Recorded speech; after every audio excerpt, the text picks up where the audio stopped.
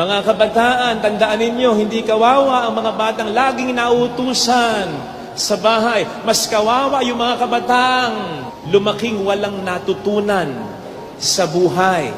Remember that inuutusan tayo ng ating mga magulang, hindi dahil sa hindi nila kaya. Kaya nila. At pwedeng meron silang ibang utusan. It's just that tayo ay kanilang tinuturuan sapagkat hindi habang buhay sila ay nandyan. At kung may kaya kayo ngayon, hindi garantiya na may kaya o may pera ka habang panahon. Ang pera po pwedeng maubos.